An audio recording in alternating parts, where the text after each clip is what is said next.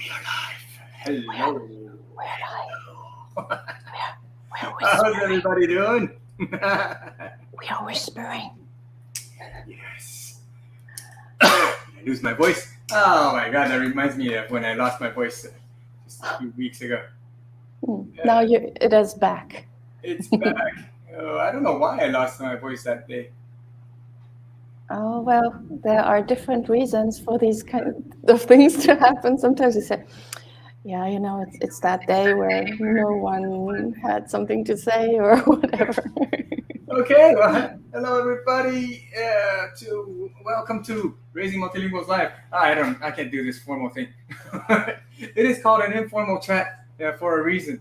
That Yes. everybody who's joining us right now on YouTube, Facebook, Instagram, and Twitter, you can come and chat with us. Humble little us. We like to talk about raising multilingual kids. So if that's your bent, definitely join in and say hello, ask your questions, give us your experience, and teach us a trick or two. We'd love to hear your expertise and your experience. It's a place to share, right? Yeah. Ute, how are you doing? Absolutely, yes. I'm doing fine. Thank you for asking. Yes, exactly how the way Tetsu put it. Please share with us what maybe was easy or difficult this week when speaking your language or with your children, using your languages or other languages. We would love to hear, to read and hear, and then we will share with others.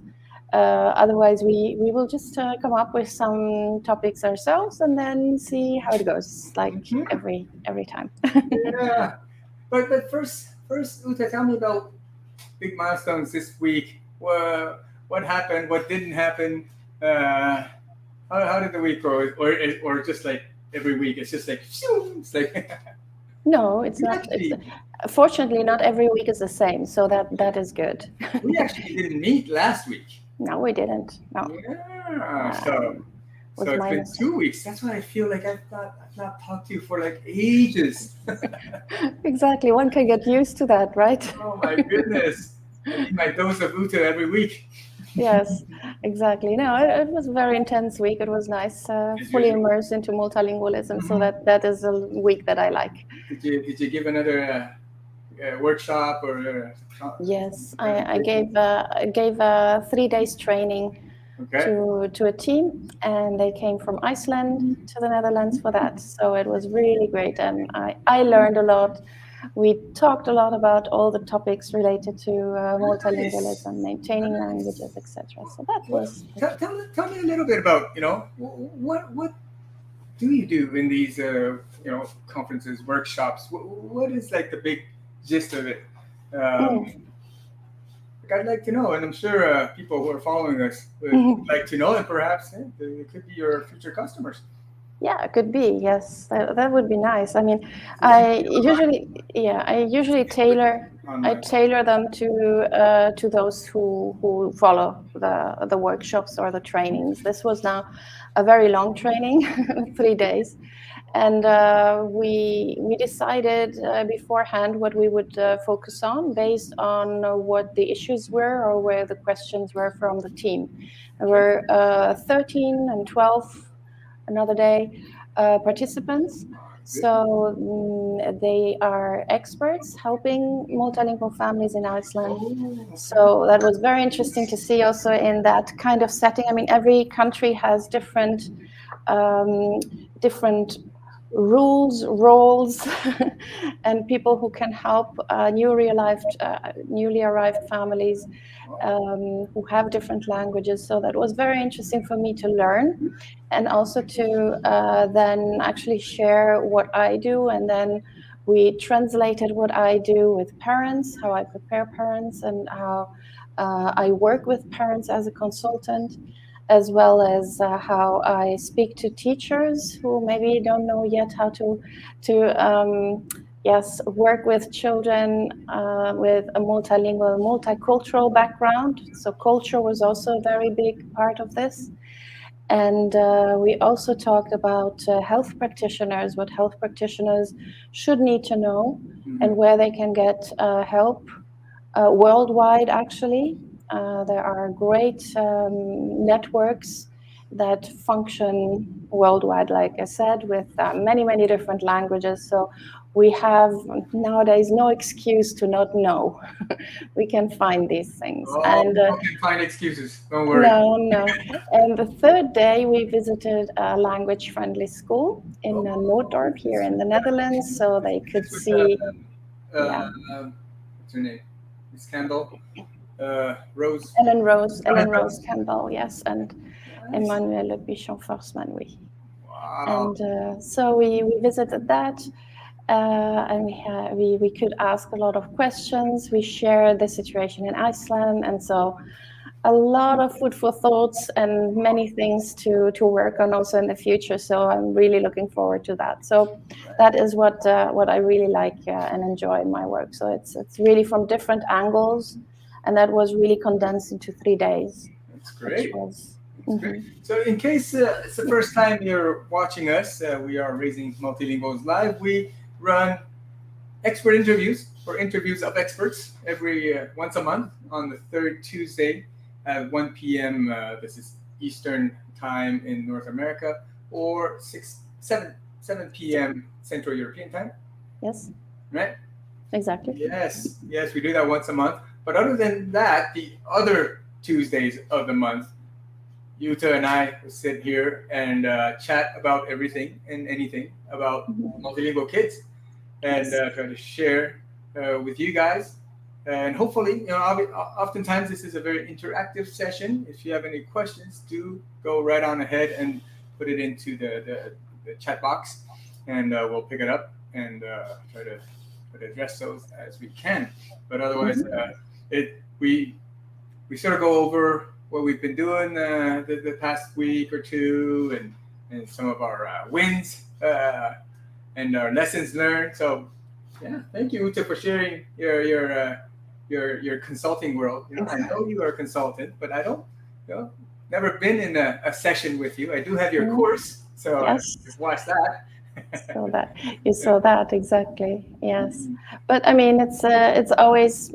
I like to tailor it to the person or to the situation, because as we know, every situation is different and needs different kind of approaches and also angles. I like to explore the different angles and the different approaches that are possible, and then usually it is very much, and I think this is something that we both do. It's rather coaching. It's not telling, okay, you have that situation, this is the solution. No, I'm not the one telling the solution. It's the parent or the group or the team that needs to find the solution themselves through me asking questions. I like to ask a lot of questions.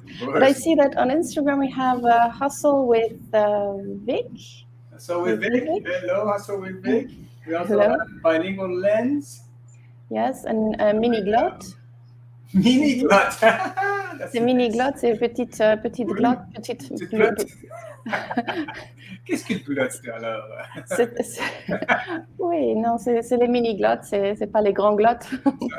Ça sonne comme les céréales. Oui, ça sonne un peu bizarre. Mini-glotte.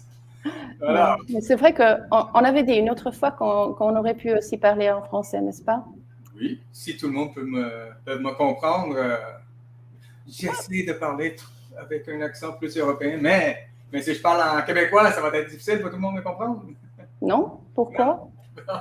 C'est facile à comprendre, je trouve quand même. J'ai pas de la peine. Au moins que tu n'emploies des mots qu'on n'utilise pas ici, de ce côté du monde. Alors, j'ai besoin de sous-titres, mais je pense pas que ce soit le cas. Hein. Il y a des expressions ici, des expressions québécoises qui sont difficiles, je pense, pour certains. L'autre jour, avec Yoshito, on a fait un jeu pour comparer les expressions. Et je crois que j'ai gagné. Je pense qu'il n'a pas compris les 3 expressions que j'avais préparées. Comme tire-toi une bûche. Je ne sais pas si tu comprends ce que ça veut dire, tire une bûche. Tire-toi une bûche. Oui, bon, je sais ce que c'est la bûche. Je me rappelle plus ce qu'il avait dit, quelle était la solution, quoi. Est-ce que tu dors? C'était. Si tu prends. Une Ça a pause. rapport avec le repos, mais pas vraiment dormir. Tu fais une pause. C'est quand Non? tout le monde est debout. Oui. Tire-toi une bûche, ça veut dire prends-toi une chaise, un siège. Ah bon, Si on est dehors, donc c'est la bûche une bûche, c'est un banc, c'est un siège. oui, un siège. Assis-toi. Autour du feu, comme ça, t'as C'est pas ça. vraiment... J'imagine ça a commencé là. Oui. Je pense que ça a commencé Ah là. oui. C'est ça, tire-toi une D'accord. bûche. Ou attache ta tuque. Tu sais ce que ça veut dire, attache ta tuque? Attache ta tuque? Oui, une tuque pour aller dehors en hiver. Oui. Oui. On dit attache ta tuque. Ah ok, donc prépare-toi. Ouais, c'est ça. C'est comme en anglais, buckle up, get ready, we're gonna go. Ah ok, oui. Qu'est-ce qu'on dirait en français? Bon, prépare-toi, mets-toi les veaux, je sais pas, prépare-toi, je sais pas. Ouais, prépare-toi. Je pense que je sais pas ce qu'ils disent en français. C'est très standard. Il y a sûrement des expressions régionales assez bien ponctuelles qui sont semblables à celui-là. Ouais. Et l'autre, c'était quoi? C'est le deuxième. Donc le troisième, c'était quoi? Quoi j'avais dit? C'était une bûche, attache ta tuque. Je me rappelle plus. Ok. Non, don't remember. Mais c'est vrai que ces tournures et ces façons de dire, c'est très particulier de toutes les différentes régions et langues. Hein. C'est pas si facile que ça. That's right. That's right. Yes. Okay. So let's come back to English in case people are. We are losing people. Or hey, if you no. want to join in, throw in a comment in French or Spanish or German. Or anyone's yes, just let us guess what it means. For example, I like that game. Indeed. I do this sometimes when I did my when I do like intercultural communication trainings. There is a nice picture from Peter de Breugel. It's a painter, and it's full of proverbs. You can Google it. And then I asked them which proverb or which saying is they are familiar with that maybe exists in their language. And it's always nice to see whatever people were in the room. I mean, they were really from all over the world. They always find 1, 2, 3, 4, 5 that they can relate to. So that is one way to also approach a new language and culture, right? So yeah. Or the metaphors that you are using. That's right. I really liked what Yoshito posted just recently. I don't know if you saw. Said his wife is Korean. With the chopsticks. That's right. Yes, with the chop. But I must tell you that when I watch the Korean series, you know that I'm addicted. I'm still trying to learn Korean. I'm really basic, but I noticed that even if it's a team. So colleagues at work, and they have a meal together, and they share them by using the chopsticks that they put in their mouth. They give parts to their colleagues, and I was saying, this is not something that we would do. We would have a separate set of chopsticks or whatever, a spoon or so to. Well, in Taiwan, to a certain degree in Japan also, there was a period where they, you go to a restaurant or at home. The main dishes, each one would have a specific set of chopsticks for those for that dish. Okay. But we still just go right in with our own chopsticks, and so. And if you serve someone else, you just use that. Well, this is what Yoshito was saying. So if you have a plate of food in Japan, if it's not if it's not family members, if it's something you want to do a little more formally, you turn the chopsticks around. You pick it up and give it to the other person. So that means this is not the side that you put into your mouth. Yes. Now, Yoshito was saying you'd never do that in Korea because this is the side that you're touching with your hand. Exactly. It's worse. It's either you touch it with your hand or you had it in your mouth. So for me, the obvious reason or the obvious solution would be actually to have another set of chopsticks, or whatever. Someone else, I think, suggested to get the things with the middle of the chopsticks, but then I mean you touch that as well, so it's more or less the same as turning them around. But I understand it's almost pointless when you really think about it. It's almost impossible to not touch the parts. But it's the thought that counts, right? It's the thought that Yes, counts. exactly. But what is also very, very interesting or very, very nice in the both cultures that he compared is the fact that you share meals, so that you have different things in the meal, and then everyone picks what they want to eat. Like, I don't know, the tapas that you have also in Spain or so. We like that kind of. We like to share food as well. It's not very German, so to say, and it's not that Italian. Everyone has their own plate, and so you eat from your own plate. You don't. It's personal if you like to take something from the other person around the table. But there is Sharon. Sharon again. Hi, Hello, Song Sharon. Sharon is your name. There is one more thing about the chopsticks Okay. that's a big cultural thing, but I Okay. think it's the same pretty much around Everywhere. Asia. Is that if you take chopsticks and you want to give something to someone, the other person cannot use his chopsticks to pick it up. So you can never go chopstick to chopstick. No, that's bad luck, isn't it? It is, but do you know where that comes from? No. It's when you cremate, somebody, the remains. Yes. You pick it up with the chopsticks and then you pass it on to somebody else with those chopsticks. So that's this. Okay. This process. That is why. It comes from the funerals. Yes, and also you don't put the chopsticks vertically into the rice. That's right. You never do that. Yeah. That's the same thing. It's yes. It's also bad luck. Yeah. Enough about chopsticks. Chopsticks. So, we've exhausted chopsticks. Please, people, help us. We need something. To languages. Yes. I got a request to present. It's a group that I joined in Japan. So it's Japanese moms, and I've presented quite a few times about how we raise our kids, multiple languages with the one person, one language, and how we structure our lives, and all that, optimizing the environment, etc. So I'm thinking, what should I talk about next time? And here's what I'm thinking, and maybe you can give me some advice here. So I'm going to talk about something that's completely unrelated to languages, but make the connection. So the body of the presentation has nothing to do with languages, but just to make some parallels at the end. And that's how my son has been learning ice hockey. Okay. So I love ice hockey, just like I love. You don't tell. Okay. But how do we transmit that to our kids without forcing them to do it? I don't want to force them to speak languages. I don't want to force them to play hockey. And that sort of starts with when they were when he was 2 years old. I was already getting him on rollerblades and getting him to skate a lot. So he's got lots of practice skating. But even though he was very strong as a skater, when he actually started playing hockey, he was not interested. But neither was he, did he hate ice hockey. He just didn't really care so much, which is kind of the same attitude that kids have towards languages.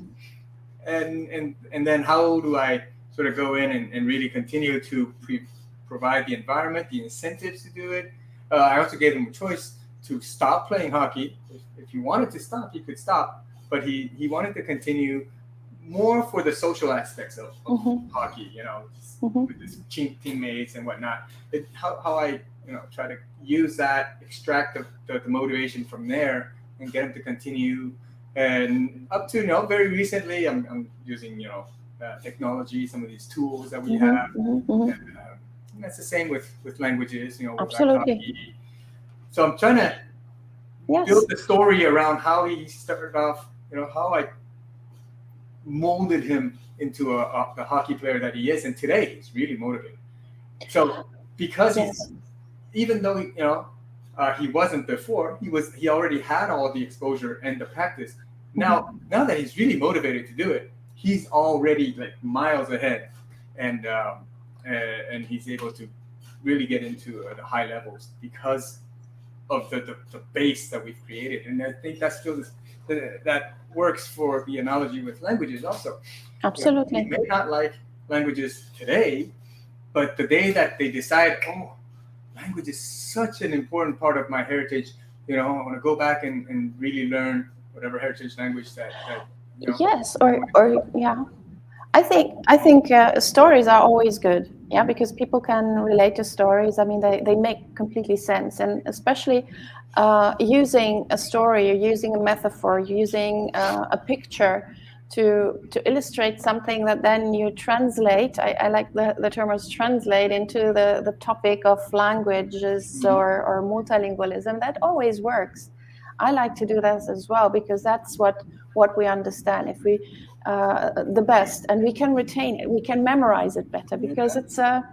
it's compelling. Yes, There you go.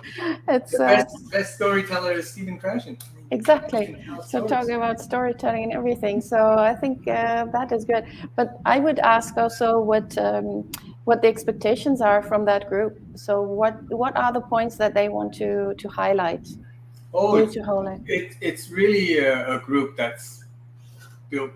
She's the organizer. She's amazing. Mm-hmm. She's really got it. Like in Japan, she's able to create a paid group, paid community Mm-hmm. with with lots of foreigners living in Japan, Mm-hmm. and combined with Japanese parents who want their kids to grow up learning English. Yes. And So this has so been is very hard. yeah. So is the target for them to motivate children or help parents transmit English, or Yes, is it yes, okay? yes. That is the Learning, target. So learning it's always English good is to the know biggest who. target. Yes. Yeah, it's always good to know who the audience is, and Yeah. sometimes the audience can be both, right? So Yeah. those It's who already have English as one of their languages and they want maybe their children to learn or to improve Japanese, and the others who have more Japanese as their home languages and want their children to improve English, and that way you have different angles of the topic. That mhm. is interesting to highlight and also to make examples for. But surely the motivation, and also the motivation of the parents. I see this more and more that you live abroad for a certain amount of time. You're motivated. The children are younger and they follow what you do. They mimic and everything that you model.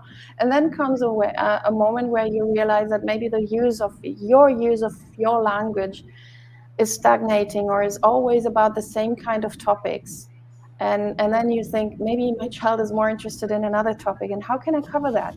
How can I somehow, maybe you're not so interested in that given topic, but you don't want to stop your child to be interested in the language, and that is the only way for your child to get interested. That requires quite some work also for parents, right? Mhm. Mm. Absolutely. Uh, the amount of effort that we put into really finding a way to Hmm. really It's get that, amazing. extract that internal drive, that internal motivation. Yes, yes. That's the only sustainable way to do it, I think. Yeah. Um, Yes, it's the only, but and I discovered in myself that I thought, okay, yes, you are fluently speaking that language or those languages, but then at some point when my children talk about a given topic, I realize that I lack knowledge, very in, specified terms and terminology and the latest things that they were reading, and then I feel like I wouldn't say stupid, but I feel like I need to do some work here. well, isn't that why you spend time with your kids Yes, and be interested in what they're interested in, being their fan in whatever they do. exactly. Uh, Yeah, those and are all the things that build trust, build connection, build. yeah, I like that what you say, being their fan, Yeah. and being also their. I'm also my children's student, so they are teaching me a lot. I learn a lot thanks to them, and I hope this will never stop. I'm always curious, so I think that's. Absolutely. um, we Absolutely. have logopedagadula or lodopegadul. Sorry. Medagamiga. On Instagram, No. yes, Oh. and Franny Nambazira as well on Instagram. Sorry, it's always the You give names. out prizes for the most unique handling. Yes. Please let us know what you think about the topic we are talking about, or if you have anything that you would like us to talk about instead. Something, an experience that you had maybe with your children or the children you work with this week that you would like to mention and to share. We are very happy to share it and to talk about this, and we would like to get to know you a little bit better. Right. You know those times when the parents go, "Oh, he started speaking English." You know? I'm so happy. Yes, but Those moments. yes, but we were actually also talking last week about this tendency of English. I mean, you cannot deny that English is a world language and the language that opens doors and houses, I might say. But still, if it is to the extent to threaten local languages or local, yeah, variants, it becomes a little bit worrying. People start worrying if then they say, okay, our local language is threatened by the use of a global language like English, then it's not so nice. Yes, every community I think has that concern. I mean, here in Quebec, you know, they're very concerned about losing French to the Yes. English, Okay. and I totally understand the the concern. You have to find a way to preserve the heritage, the diversity within the local communities, but at the same time, everybody, you know, We'll choose. thinks about how to prepare their kids for the better. So yeah, you always have to have that mindset of in addition rather than instead of. It's not English replacing French. Exactly. But it's really finding a way to amplify both, and you can definitely amplify both. Yes, and the same. What I did also last week, I was comparing also in the context that I usually work. I work with families, so it's a micro society. What you do in the family, there is also our children are schooled in another language, and sometimes we feel that our home languages are suffering because the children are exposed to the other language or languages more than to our home languages, and then it's becoming boring because we always talk about the same things, etc. But that's the same. We have to find ways to keep them interesting and to play hockey. And do you play hockey in Chinese? Because I saw your videos were all in English, maybe for those who are watching. But when you play hockey with Ronnie, do you speak about all the terminology in Chinese? Yes. Yeah. Yes. Okay. Unless there's an English word that feels better, which can okay. be. Okay.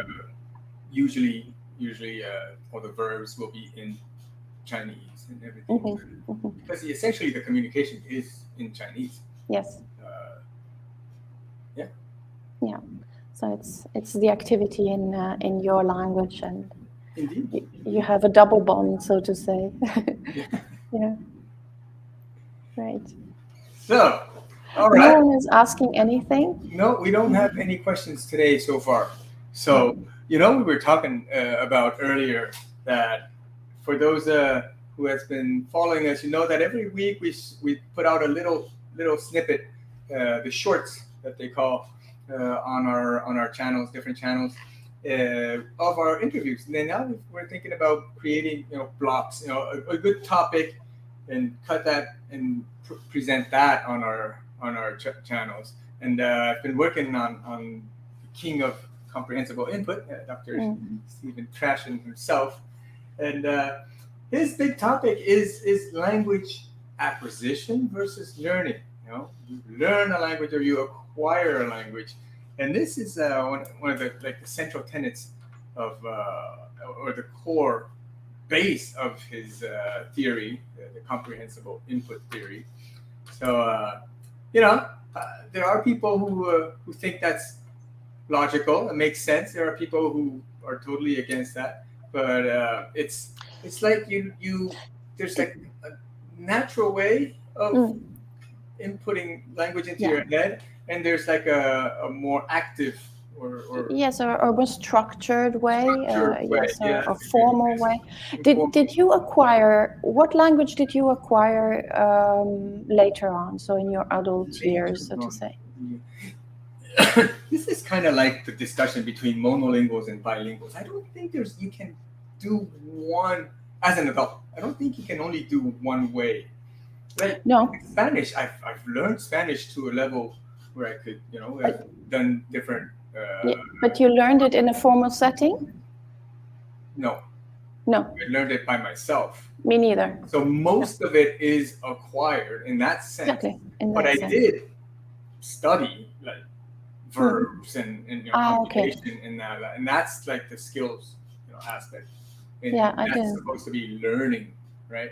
Yeah. So I didn't just like speak it like a baby. Oh, I did. I did acquire Swiss German, which is yes, you barely can learn it by reading. Well, you can if you're in the Swiss German part of Switzerland, because there are some texts that you can find. But I also acquired Dutch later on. So when we moved here, I didn't have time to go to any lesson, and my son went to the daycare, and I learned it through him. So by repeating what he was saying, and by listening, and by repeating like a parrot what people were saying. I think they thought I was a bit gaga, but I tried to repeat what I heard in order to listen if I was pronouncing it right, if it sounded more or less what others might expect. But I didn't learn it. I went after 3 or 4 years that we were here. So I was already talking, and yes, I even collaborated at a project here in Dutch and French. But then I said, I need to consolidate my knowledge in some way, or give it like a, I don't know, a certain taste of formality. So I followed lessons, but then after a year or so, I had enough. I said I prefer, reading maybe news articles or books or so. That gave me more than sitting there and trying to, in some lessons you have certain kind of structures that were not exactly so reality connected, at least not to my reality, if I can say so. And that felt strange, odd. So I preferred that way. But I did acquire those languages. And also Spanish, I never learned it. I never did. I just, still doing. But I think it's still, the analogy would still apply in that unless you really grew up in that environment, you can say you mostly acquired it, but when you tried to consolidate it, that was an active learning process. Of course, because as an adult, you do, consciously or unconsciously, I couldn't tell, but you make you compare it to what you know. You try to figure out if you see a pattern, you listen to a pattern and say, oh, that's like in German, even if you don't think it like that. You connect it to what you know, and you anchor it to what you already know. But I couldn't tell if it was more anchored to, I don't know, a French part of what I know, or a German or something. If I would sit down and had to explain it to someone else, then at that moment, when you make these metalinguistic kind of reasonings, then you realize what you're doing. But otherwise, not necessarily. So definitely for my Spanish, I started with learning, I would say, because I had zero knowledge. I bought a little travel guide, and that came with like a few CDs. Remember those? Yes, I do. And no. No? Tapes. Those were tapes. I just wanted to say, I even remember the tapes. Not even CDs, those were tapes that I put in the car. Okay. Yeah, and I just kept on playing that over and over. And before sleeping, I keep the tape running, and I read the little grammar booklet, Okay. ¿Dónde está la estación? And I just And you didn't want to know anymore where it was. Uh, that's so. I started off with some learning to give me some basis, and then I traveled and I talked And to the yeah. locals, and I read a lot.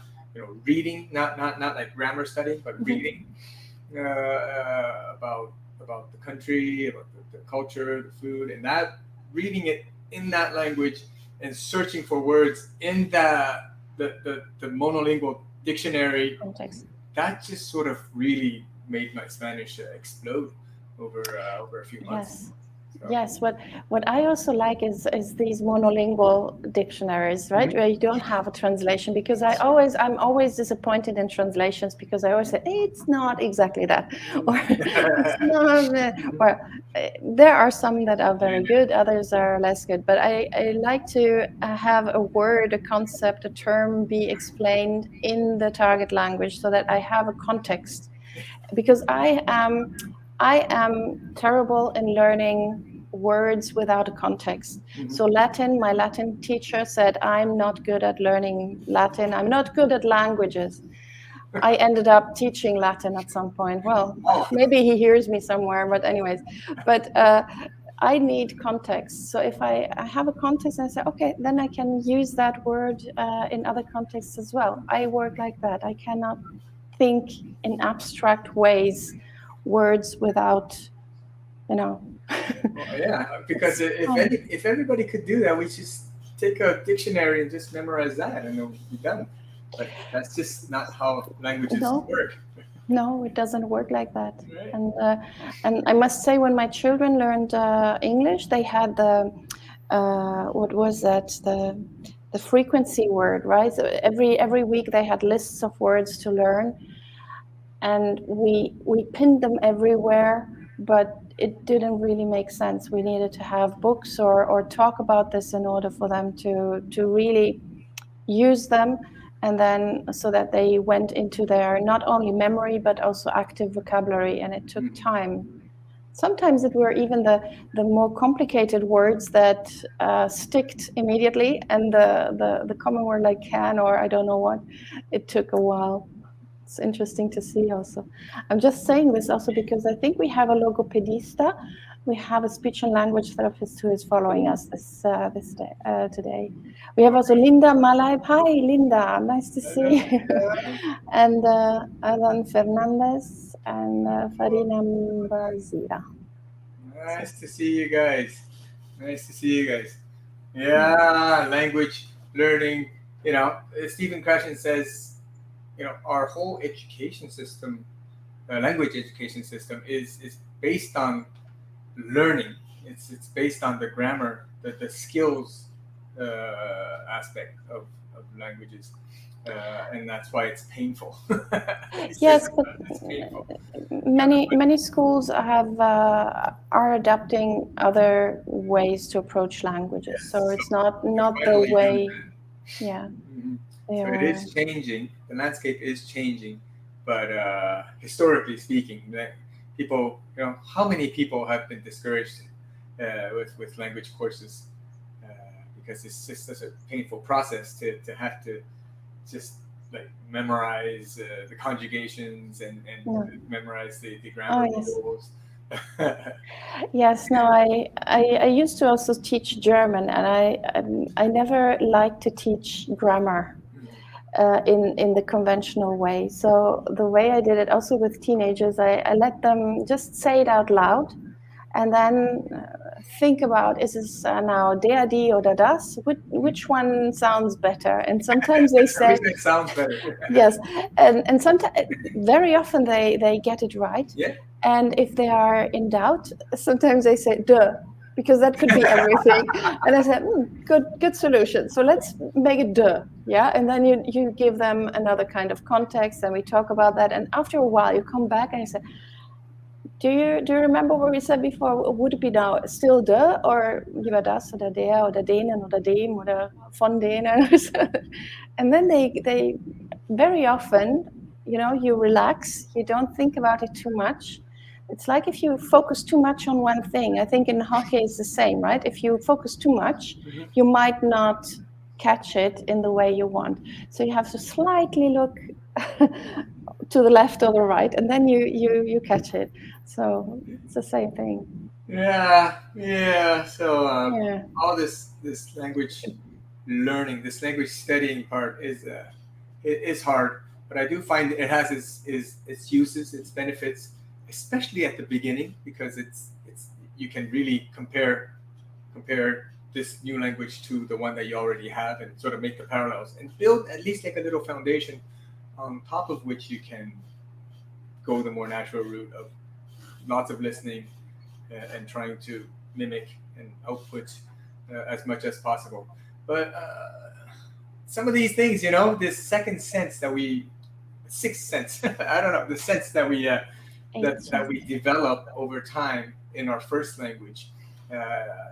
It's hard to do it in a second language. Like I learned French when I got to Quebec here, and when I was 13. I still have trouble with the masculine and feminine. I just do. You can say it sounds better this way, but it does. And there's no rule. That's what's so frustrating about it. It's like a table just sounds feminine. I mean, every French knows that, but La really, table. does it? Yeah. Oui, bon, tu as un autre mot qui est le tableau. Le tableau et la table. Pourquoi le tableau et la table? Bon, oui, there are some reasons for that, but I understand what you mean. But might it be? How much do you use French in your everyday life? Because you work. Yeah, but I mean. I live in Quebec. Yes, I know. No, but now, for example, you're using English, and when you work, you use also French, or do you use mainly English and maybe Japanese? My work is Japanese. Japanese. Yeah, I work with everybody in Japan, so it's 90% Japanese and 10% when I work with the other colleagues around the world. Yeah.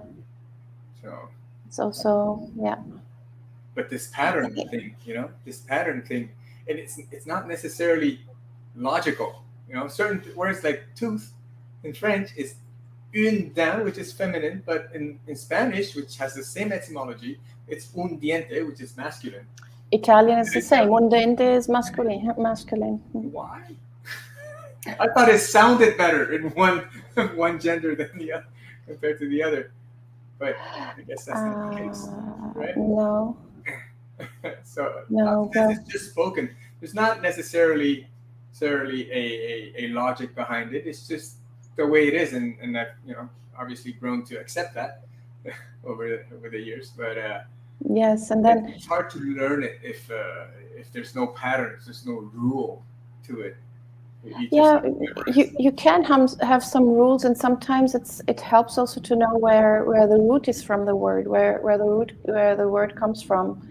Sometimes it's maybe neutral in Latin, and then it develops in that way, and that can help. But there are also exceptions. But then, at some point, that's why if you're exposed to the language and you hear it more often, and after a while you don't think about un don, une don, but you know it because you hear it in the context, and you copy that context without thinking about which gender it is. So.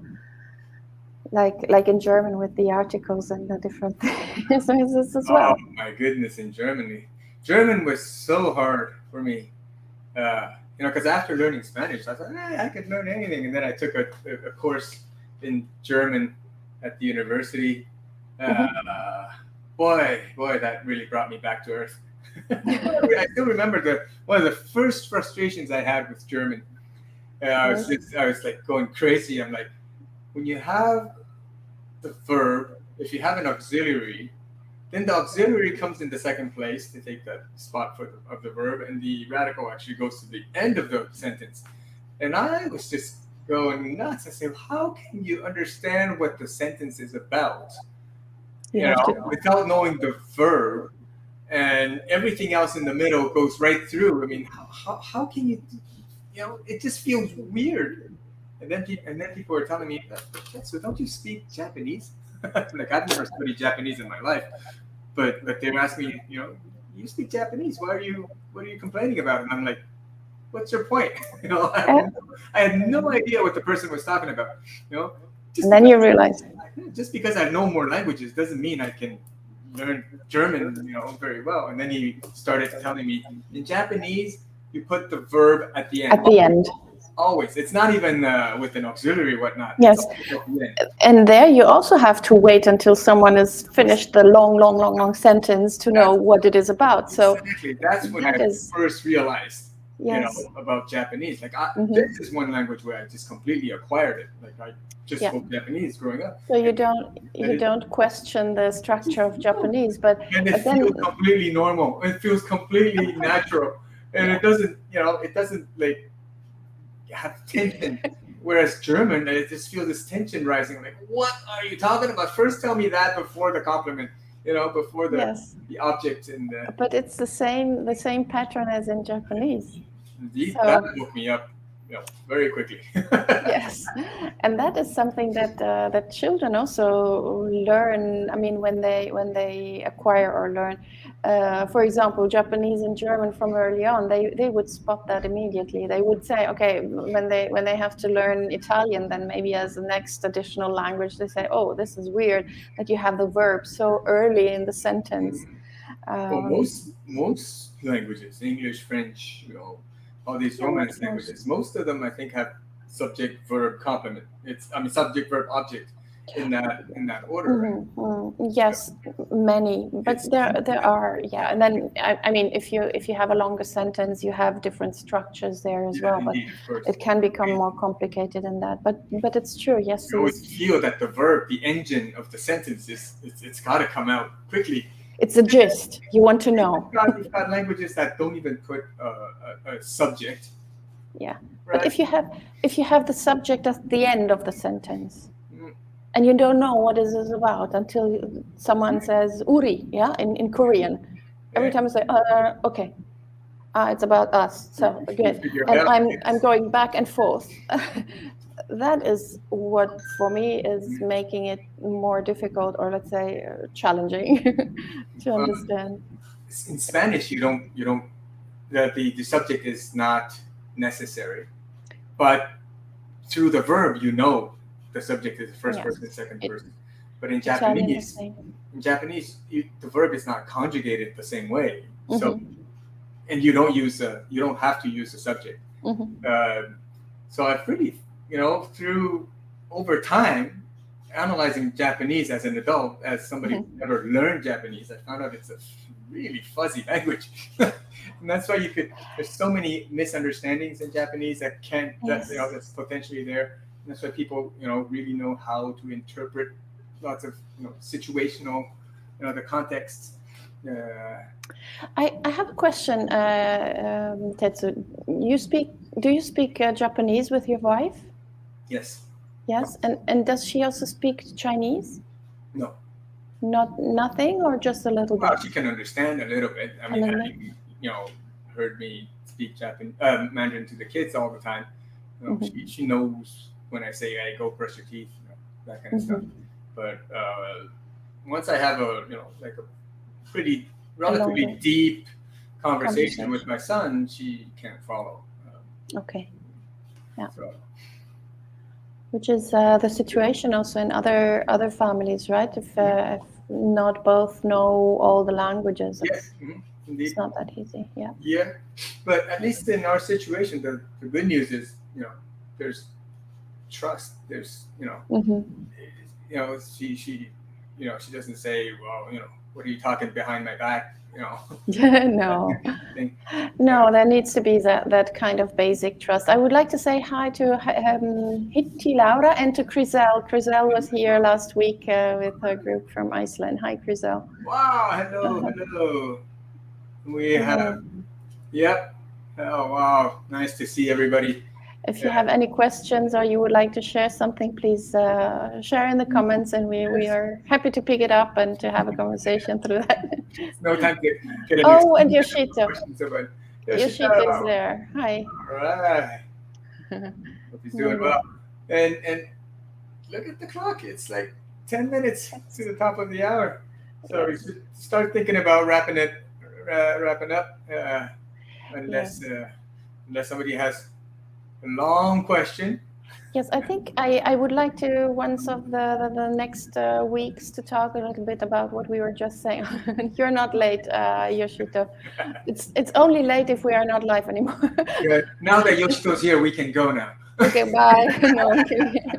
No, but to talk a little bit about also the parents, yeah, how they deal with the fact that the children speak a language or use a language with a partner or another caregiver or whoever that they don't understand, because that can create some kind of misunderstandings or even attrition inside the home, which can be avoided or should be avoided. The smiley that you're sharing, you should make me laugh. So Yeah. In your experience, does that come up a lot? This misunderstanding, or Yeah, that there are start to really just use the community language, and the parents are not very good at in that language, and then they sort of feel left out of the conversation from the kids. Is this that. because I hear a lot about between couples, like one Yes, parent between speaking a language with the kids, and then the other parent would sort of feel left out, and that comes up quite a lot. But I've not heard a lot about kids becoming really independent in their own communication, and that sort of knocks out the parents. I mean, there have been also studies about that. What I recently did not hear much about that, also because many parents now know, or they usually try to learn at least the basics of the language that the children use in the community, or need also themselves to learn the community language in order to just function in that society, unless they really refuse it for other reasons, time. They don't have time to do this, and they stay maybe only for a short period of time in that country, etc. There are many reasons for not learning the local language, or because there is another language like English that they can read, but that the children use a language that the parents cannot speak. That there were many studies in the 70s, 80s about Gastarbeiterkinder, from those who were coming from abroad and to Germany, for example, or to Switzerland or other countries, and they were working in sectors where the local language was not necessarily necessary for them, but the children were schooled in the local language, and therefore that was also the situation where then sometimes the children become the translators for the parents, which is something that, for example, here in the Netherlands, they try to avoid, and they want to help these children, and they refuse, for example, if a child goes to the doctor with a parent and translates what the doctor is saying, they try to avoid this because it's a burden. It's not something that you should be doing for a child. Okay, there should be an adult person. Yes, the thought but process. that happens. Alas, that happens a lot. If yeah, but I've done that like pretty much my whole life, and now I'm telling my son Ronnie, go with grandma to be the translator. yes, no, it's not my whole life. So yeah, they discourage it because if there is any kind of a feedback from the doctor that is very serious, it's not okay also from a psychological part for the child to have to translate that.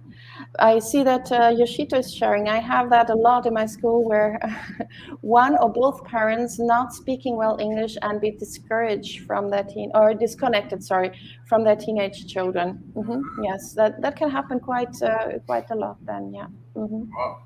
But we do remember when we had Professor Ojima Yes. to us about the critical period hypothesis, where I think one of the comparisons was when you start very early, kids can learn in a natural way, and over time can learn it to a very, very high degree.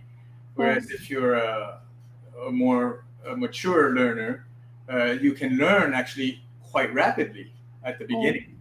Although over time, if both groups have massive exposure to this language, the children still, eventually becomes much better. But yes, but if you dive, for example, when I worked in a Dutch environment, I learned Dutch quite late, but I had to use it on different levels. So not only on a colloquial level, so yes, So but you also formal level. So I needed to learn it quick.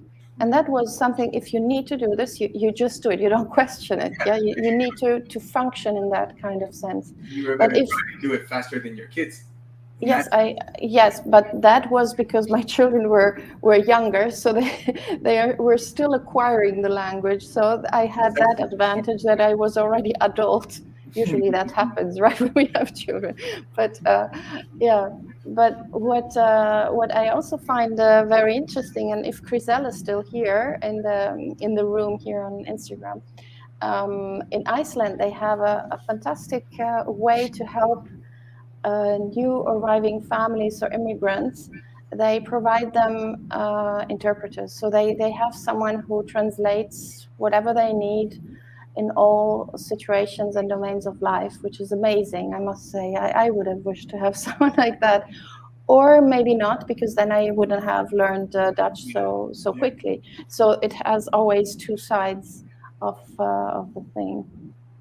So we still have 3 minutes to go. If anyone has a question or would like to say hello, or maybe let us know where you're connecting from, just let us know in the comments.